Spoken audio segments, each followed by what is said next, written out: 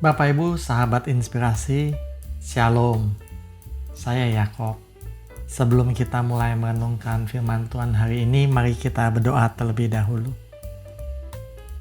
Allah Bapa, terima kasih Tuhan karena kami diizinkan menjadi pelayan-pelayan-Mu. Dan Bapak, kami ingin menggunakan seluruh sisa hidup kami untuk pekerjaan-pekerjaan-Mu di bumi ini, untuk mewujudkan keinginan-Mu Bapak. Karena itu tolong kasih kami arahan-arahan Bapak, supaya kami dapat menggunakan semua yang Kau berikan pada kami untuk mewujudkan impian-Mu di bumi ini. Bapak, tolong berikan kami semua Roh Kudus, supaya baik hamba maupun yang mendengarkan kami semua bisa paham pesan ini sempurna, seperti Bapa menghendakinya. Terima kasih Allah Bapa karena doa ini didengarkan. Dalam nama Tuhan Yesus kami berterima kasih. Amin.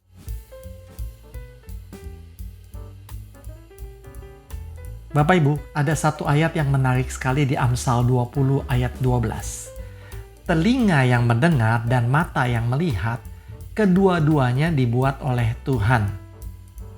Tapi Bapak Ibu, terjemahannya kurang tepat. Sebab terjemahan sebenarnya adalah telinga yang bisa mendengar. Jadi berarti ada telinga yang tidak bisa mendengar ya. Telinga yang bisa mendengar dan mata yang bisa melihat, kedua-duanya dibuat oleh Tuhan. Kalau terjemahan bahasa Inggris CEV itu lebih menarik. Telinga yang bisa mendengar dan mata yang bisa melihat adalah hadiah dari Tuhan. Jadi dia bilangnya itu adalah karunia Tuhan. Ya Bapak Ibu, kita tahu ya, ada orang yang punya mata tapi tidak bisa melihat. Ada orang yang punya telinga tapi tidak bisa mendengar. Tetapi ada juga orang yang telinganya tuli tapi bisa mendengar. Ada juga orang yang buta, tunanetra, tapi bisa melihat. Nah, ini yang Salomo bilang. Telinga yang bisa mendengar dan mata yang bisa melihat adalah hadiah dari Tuhan. Bapak Ibu, belum lama ini saya ketemu sama satu orang yang mengikuti Tuhan Yesus. Lalu dia bilang bahwa dia butuh passive income untuk hari tuanya. Sebenarnya menurut saya sih untuk hari tua kita butuhnya berkat Tuhan. Kalau Tuhan kasih kita berkat kesehatan, Tuhan kasih kita berkat hikmat, tidak pikun, tidak kena penyakit-penyakit yang aneh-aneh, maka hari tua kita itu sebenarnya nggak butuh passive income gitu ya. Tapi kalau dia malah butuh passive income untuk jaga-jaga kalau punya penyakit ini itu. Bagaimana menurut Bapak Ibu? Sebenarnya mata siapa yang nggak bisa melihat? Mata dia atau mata saya? Tapi lucunya dia bilang lagi begini, tapi Ko Yakob bisa jadi juga ya, nanti kalau saya tua, saya seperti mama saya, pikun. Misalnya saya punya passive income 50 juta tiap bulan kalau saya tua, tapi karena saya pikun, bisa aja uang saya itu diembat sama orang-orang yang jaga saya, atau saya dibohongin sama orang. Lalu saya bilang dalam hati, nah itu kamu ngerti, punya passive income 50 juta pas kita tua, tapi Tuhan biarin kita pikun, ya buat apa juga? Gak ada gunanya buat kita. Yang kita butuh itu kalau sudah tua itu bukan passive income. Yang kita butuh itu dalam hidup kita adalah berkat Tuhan. Jadi baik kita muda, baik kita tua, yang kita butuhkan berkat Tuhan. Jadi dari pernyataan yang terakhir ini kita bisa simpulkan bahwa dia punya telinga tapi tidak bisa mendengar. Dia punya mata tapi dia tidak bisa melihat. Dan menurut mata dia, menurut telinga dia itu butuh passive income untuk hari tuanya. Jadi Bapak Ibu, betul, mata yang bisa melihat dan telinga yang bisa mendengar itu adalah hadiah dari Tuhan. Tapi Amsal 20 ayat 12 ini menyisakan teka-teki. Salomo itu tidak menjelaskan sama sekali sebenarnya ini harus mendengar apa, harus melihat apa. Kita tahu ya, bahwa setiap kalimat itu harus selalu ada subjek, predikat, objek. SPO. Jadi subjeknya ada, predikatnya ada, objeknya nggak ada di Amsal 20 ayat 12 ini.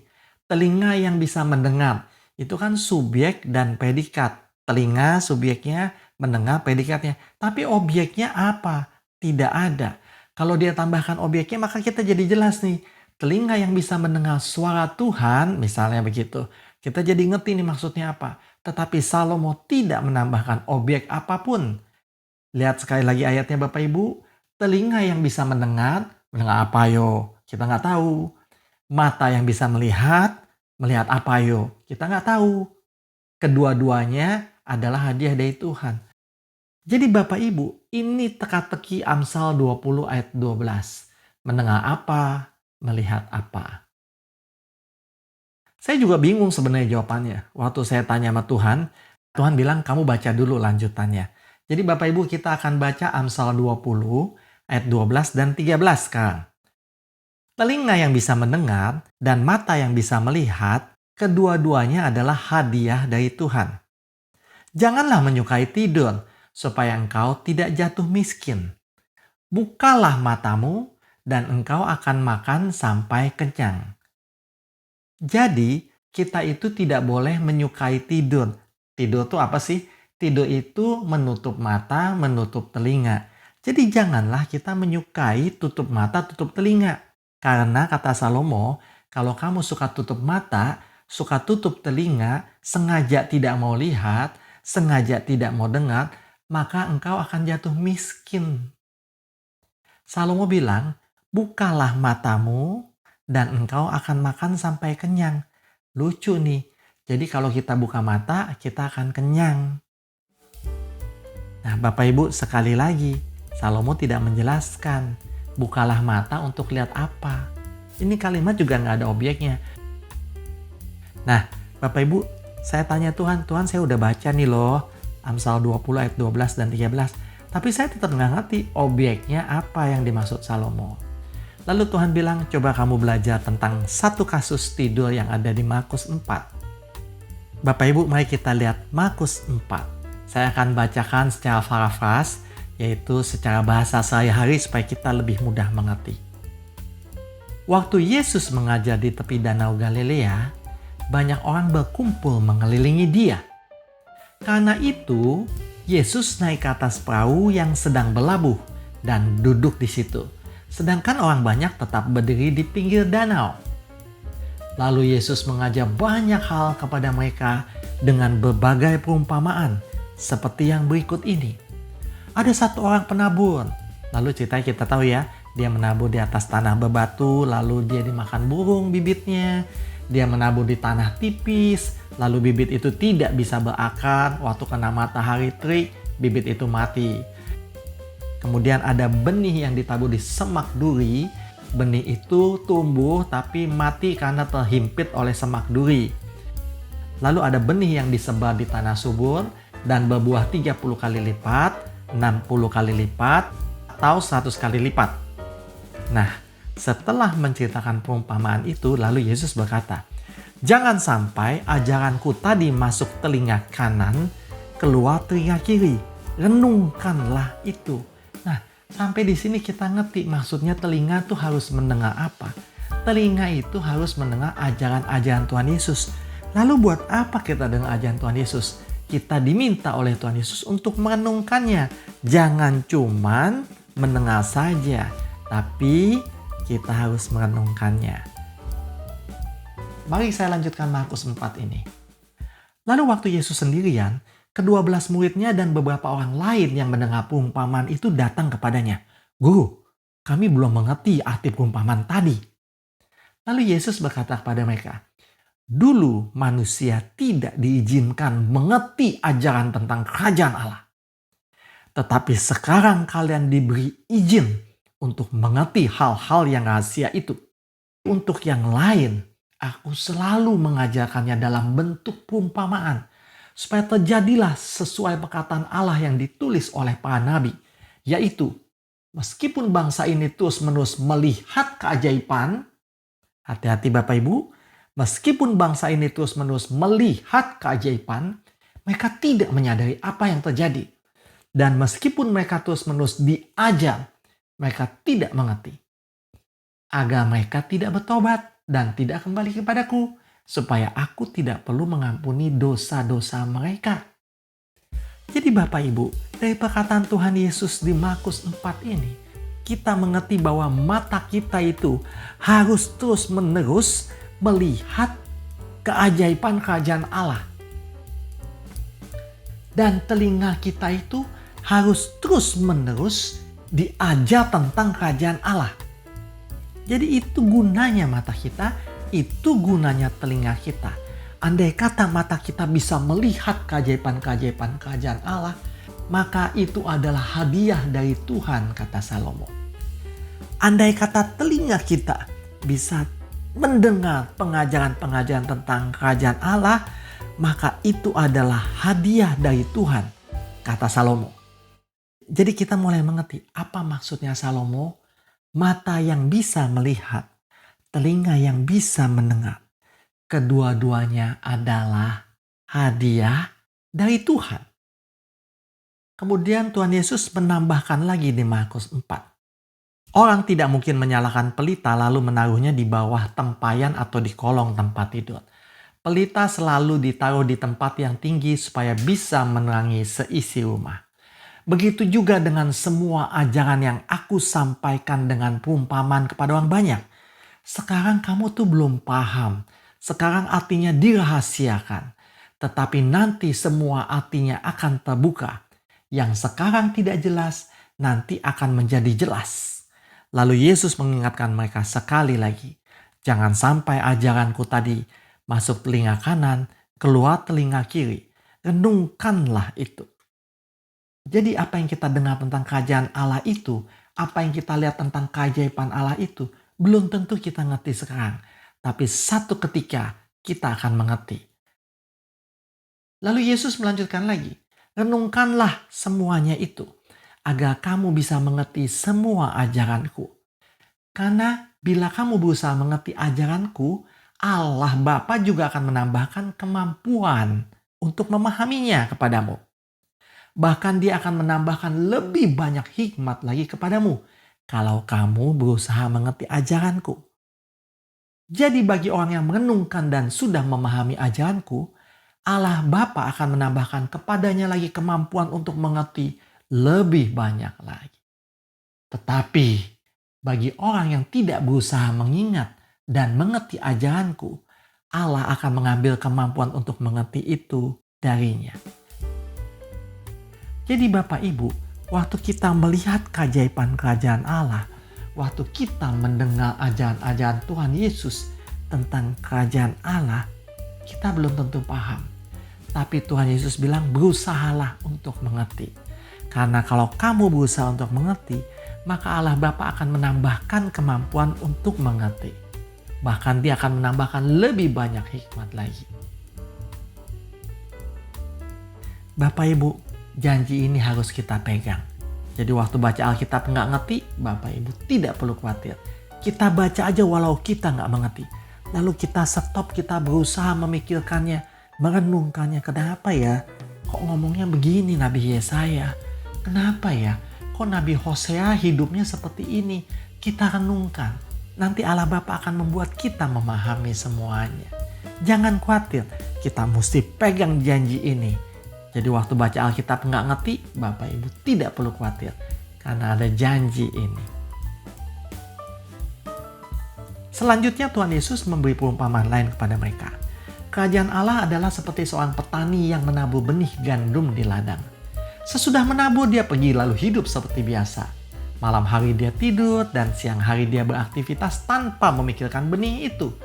Tetapi dengan sendirinya benih itu bertunas dan terus bertumbuh meskipun dia tidak mengerti bagaimana caranya.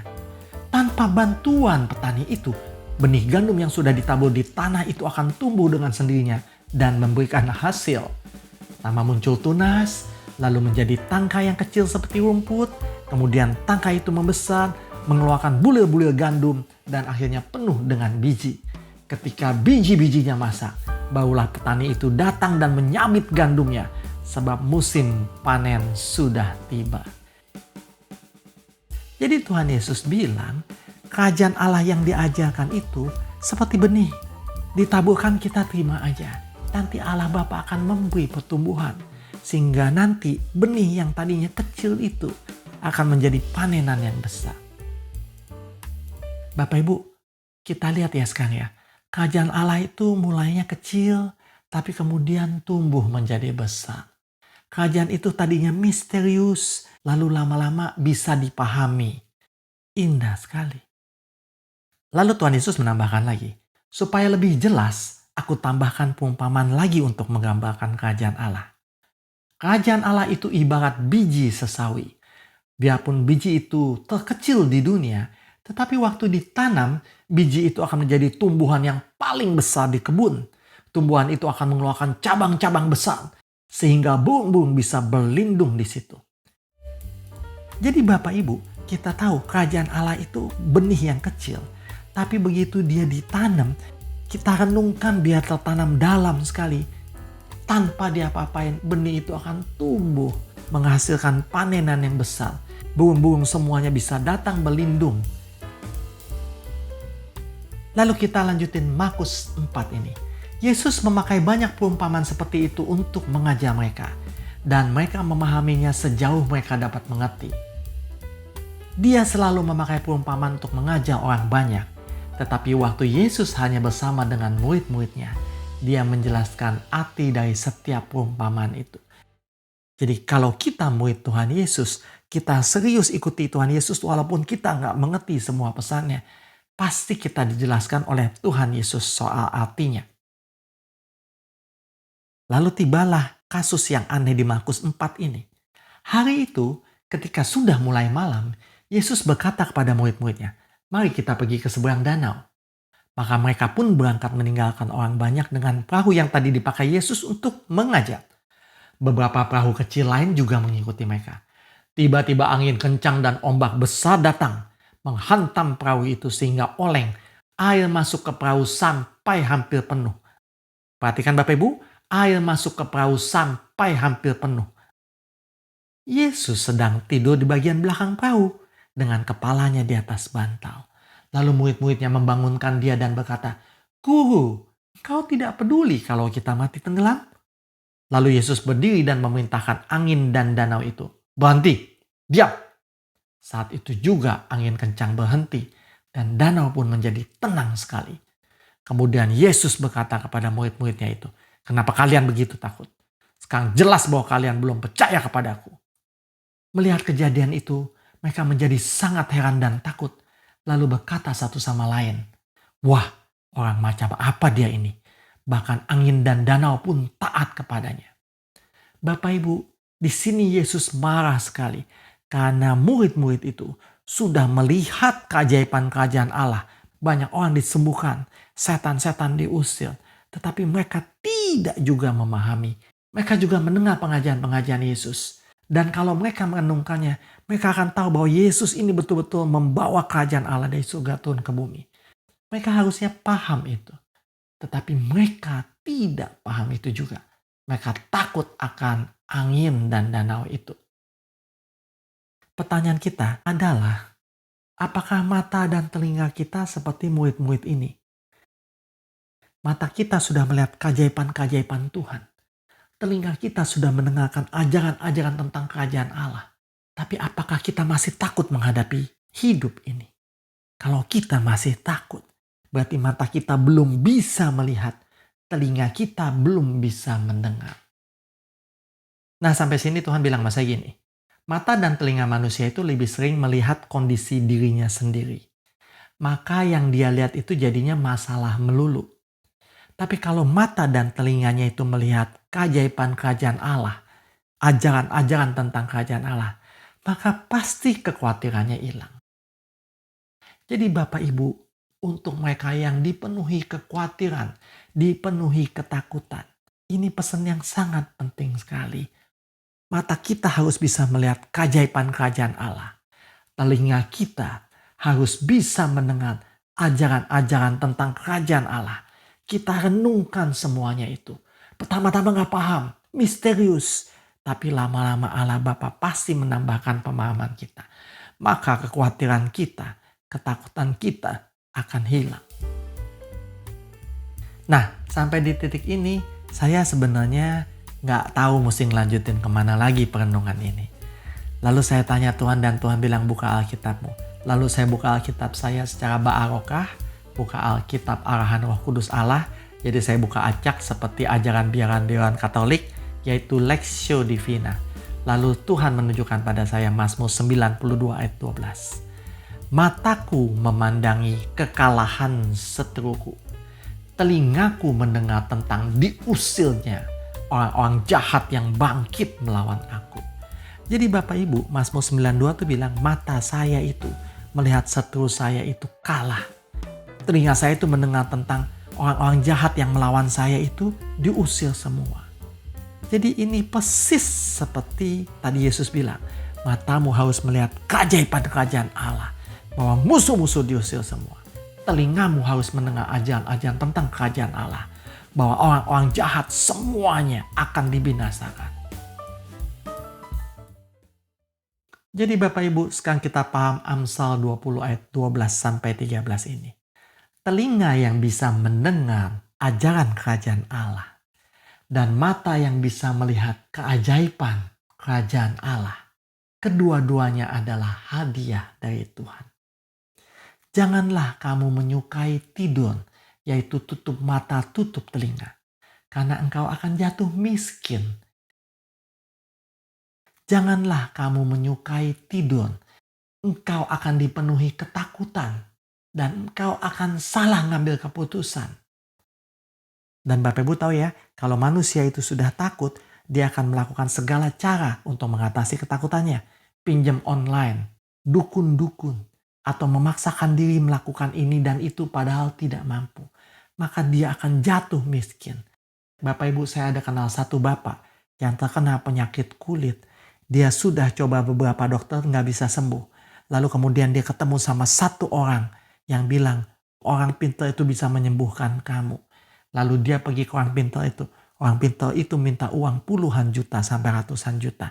Akhirnya bangkrut, rumahnya pun dijual sama dia untuk biaya ke dukun itu. Hasilnya apa? Tidak sembuh juga. Jadi jangan tutup mata. Lihat keajaiban kerajaan Allah. Yesus sanggup melakukan semuanya. Dengar ajaran-ajaran tentang kerajaan Allah. Yesus sudah memegang semua kuasa di surga dan di bumi. Bila Bapa itu melihat keajaiban kerajaan Allah dan mendengar ajaran-ajaran kerajaan Allah, maka ketakutannya pasti lama-lama hilang dan dia nggak perlu jatuh miskin. Nah, lalu Tuhan bilang sama saya, coba kamu lihat kasus tidur yang satu lagi. Itu kasus tidur satu lagi itu adanya di Markus 14. Saya bacakan Bapak Ibu. Yesus dan murid-muridnya sampai di taman Getsemani. Lalu dia berkata kepada mereka, kalian duduk di sini dulu, sementara aku pergi berdoa. Lalu Yesus mengajak Petrus, Yakobus, dan Yohanes ikut bersama dia. Waktu itu dia mulai merasakan ketakutan yang hebat dan kegelisahan yang mendalam. Kata Yesus pada mereka, hatiku sangat sedih seperti mau mati rasanya. Kalian tetaplah di sini, teruslah terjaga dan jangan tidur. Jangan tidur, kata Tuhan Yesus. Bapak Ibu, tadi di kapal Tuhan Yesus tidur. Malah dia omelin murid-murid yang bangunin dia. Sekarang di taman Getsemani, Tuhan Yesus bilang jangan tidur. Ini terbalik nih. Murid-muridnya mau tidur, dia bilang jangan tidur. Waduh, Bapak Ibu, jadi ini bagaimana? Harusnya kita tidur atau tidak tidur? Yesus pun berjalan sedikit jauh dari mereka lalu sujud dan berdoa supaya dia, kalau Allah menghendaki, bisa lepas dari kesusahan yang sudah dekat. Yesus berdoa, Aba, Bapa, Engkau mampu melakukan segala sesuatu. Tolong lepaskan aku dari kesusahan ini. Tetapi jangan kehendakku yang jadi. Biarlah kehendak Bapa saja yang jadi. Sesudah selesai berdoa, dia kembali kepada ketiga muridnya tadi dan mendapati mereka sedang tidur. Lalu dia berkata kepada Petrus, Simon, kamu tidur. Ternyata kamu tidak sanggup menahan kantuk 1 jam saja. Kata Yesus lagi, jangan tidur. Berdoalah terus supaya kamu masing-masing tidak berdosa waktu iblis mencobaimu. Memang roh itu penurut, tetapi daging itu lemah. Lalu Yesus kembali ke tempat yang tadi untuk berdoa. Dan doanya pun sama seperti sebelumnya. Selesai berdoa, dia kembali dan mendapati mereka sedang tertidur lagi karena terlalu mengantuk. Yesus menegur mereka, tetapi ketiganya diam saja karena sangat malu dan tidak tahu harus menjawab apa. Nah, Bapak Ibu, kita lihat keanehan di dua kisah ini. Di kisah Markus 4 tadi, kita lihat bahwa Tuhan Yesus itu lagi tidur, lalu dibangunin, dia marah. Tetapi sekarang murid-muridnya tidur, gak boleh sama Tuhan Yesus. Harus melek. Jadi kita bingung ini. sebenarnya harus tidur atau harus melek. Karena di kasus pertama Tuhan Yesus sendiri tidur, dibangunin marah. Lalu di kasus kedua, murid-muridnya tidur, Tuhan Yesus marah juga. Jadi harusnya murid-murid itu ngapain? Tidur apa melek? Waktu saya tanya ini sama Tuhan, Tuhan bilangnya begini. Lihat saya terus, dengar saya terus. Kalau saya tidur, kamu juga tidur. Jadi berarti kalau Tuhan Yesus santai Bapak Ibu, kita juga santai. Kalau Tuhan Yesus berjaga-jaga berdoa, melek, maka kita juga harus berjaga-jaga berdoa, melek. Jadi mata kita mengawasi Tuhan Yesus terus. Kita lihat dia sedang ngapain. Telinga kita itu harus mengawasi sesuatu Tuhan Yesus terus. Jadi Bapak Ibu, bukan masalah tidur atau masalah melek. Masalahnya Tuhan Yesus lagi ngapain. Kalau dia tidur ya kita tidur. Kalau dia melek ya kita melek. Hanya Salomo bilang, telinga yang bisa mendengar Tuhan Yesus dan mata yang bisa melihat Tuhan Yesus itu adalah hadiah dari Tuhan. Lalu saya tanya sama Tuhan gini, Tuhan, gimana kalau misalnya orang itu tidak bisa dengar Tuhan, tidak bisa lihat Tuhan? Lalu Tuhan bilang sama saya, kamu buka Alkitabmu lagi. Lalu saya buka Alkitab, saya acak lagi dan Tuhan memberi saya Ezra 8. Kata Tuhan begini, kalau mata kamu tidak bisa melihat saya sedang melek atau sedang tidur, kalau telinga kamu tidak bisa dengar suara saya, maka lakukanlah ini. Ezra 8. Inilah daftar sumbangan dari raja dan rakyat untuk pembangunan rumah Tuhan itu. Perak 22 ton, 100 perkakas perak seberat 70 kg, lalu emas 3,4 ton, 20 mangkuk emas seberat 8,4 kg, 2 mangkuk perunggu senilai mangkuk emas. Aku Ezra berkata kepada para imam itu, kalian dikhususkan untuk Tuhan Allah kita. Begitu pula segala perkakas perak dan emas yang disumbang kepada Tuhan, itu khusus untuk Tuhan. Jagalah semua benda itu baik-baik sampai kalian tiba di rumah Tuhan. Dan harus menyerahkannya kepada para imam kepala, para pemimpin Lewi, dan para pemimpin Israel di Yerusalem. Lalu para imam dan orang Lewi itu menerima semuanya itu untuk dibawa ke rumah Tuhan yang di Yerusalem. Bapak Ibu, jadi ini maksudnya Tuhan. Kalau matamu tidak bisa melihat Tuhan Yesus lagi ngapain, kalau telingamu tidak bisa mendengar suara Tuhan, maka gunakan mata dan telinga itu untuk menjaga barang-barang yang dikhususkan untuk rumah Tuhan. Apa aja sih barang-barang yang sudah dikhususkan untuk rumah Tuhan? Yang pertama adalah tubuh kita, kesehatan kita, anak kita, tabungan kita, mobil kita, pekerjaan kita. Itu semuanya untuk Tuhan. Karena itu kita harus menjaga semuanya supaya itu siap digunakan untuk rumah Tuhan. Jadi kita sekarang paham sekali Amsal 20 ayat 12 itu.